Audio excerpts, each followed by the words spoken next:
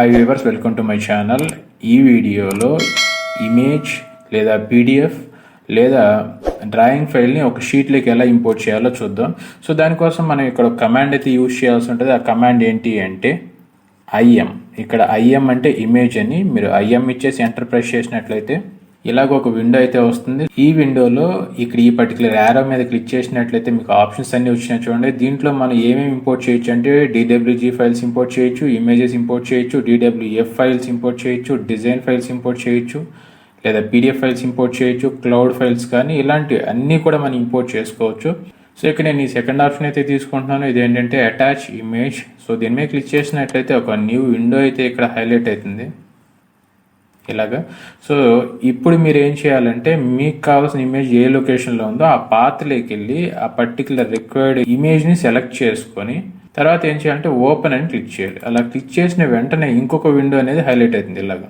So ఇక్కడ మీకు ఏ options అయితే కావాలనో వాటికి టిక్ మార్క్ ఉంచి మిగిలిన వాటికి తీసేయచ్చు. సో ఫర్ ఎగ్జాంపుల్ ఇక్కడ దీని కనుక మీరు టిక్ మార్క్ పెట్టినట్లయితే మీరు బేస్ పాయింట్ మీరే చూపించవచ్చు. ఒకవేళ టిక్ మార్క్ తీసేసినట్లయితే డిఫాల్ట్ ఆరిజిన్ దగ్గర వస్తుంది.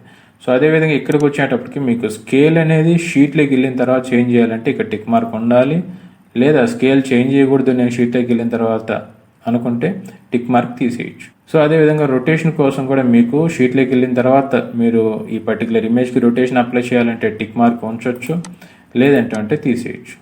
నేను ఇక్కడ దీనికి టిక్ మార్క్ అయితే తీసుకోలేదు. సో ఇక్కడ ఏం చేస్తామంటే ఇప్పుడు డైరెక్ట్గా ఓకే అని క్లిక్ చేసేస్తాను. ఓకే అని క్లిక్ చేసిన తర్వాత డైరెక్ట్గా ఆ ఇమేజ్ అనేది కర్సర్కి లింక్ అయిపోతుంది. సో కర్సర్కి లింక్ అయిన ఇమేజ్ని మన షీట్లో ప్లేస్ చేయాలంటే క్లిక్ చేయాలి, లేదా వాల్యూ అని ఇవ్వచ్చు. నేను ఇక్కడ క్లిక్ చేస్తాను. సో చూడండి ఇక్కడ క్లిక్ చేశాను. తర్వాత స్కేలింగ్ అనేది అడుగుతుంది. మీరు స్కేల్ చేంజ్ చేయాలంటే ఆ స్కేల్ ఫ్యాక్టర్స్ అనేది ఇవ్వచ్చు. వద్దనుకుంటే డైరెక్ట్గా ఎంటర్ ప్రెస్ చేస్తే డిఫాల్ట్ స్కేల్ సైజులోనే వచ్చేస్తుంది అనమాట. సో తర్వాత జూమ్ ఇన్ చేసినట్లయితే సో క్లియర్గా చూడండి ఇక్కడ నేను ఏదైతే ఇమేజ్ అనేది తీసుకున్నానో అది ప్రాపర్గా చూపించడం జరుగుతుంది.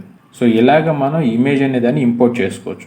లేదా ఇక్కడ మీరు పీడిఎఫ్ అనేదాన్ని కనుక తీసుకున్నట్లయితే పీడిఎఫ్లో సో నెంబర్ ఆఫ్ అయితే ఎగ్జాంపుల్స్ ఉంటాయి కదా, లేకపోతే నెంబర్ ఆఫ్ పేజెస్ ఉంటాయి కదా. అంటే సో నెంబర్ ఆఫ్ పేజెస్ అయితే ఉంటాయి, కానీ అక్కడ వచ్చేసి ఏమని అడుగుతుంది అంటే ప్రతి పేజ్కి ఒక సపరేట్ ఇమేజ్ లాగా చూపిస్తుంది. సో మీరు పర్టికులర్గా ఒక పేజ్ని సెలెక్ట్ చేసుకుని ఓకే అని క్లిక్ చేస్తే ఆ పేజ్ వరకే షీట్లో ప్లేస్ అవ్వడం అనేది జరుగుతుంది అనమాట.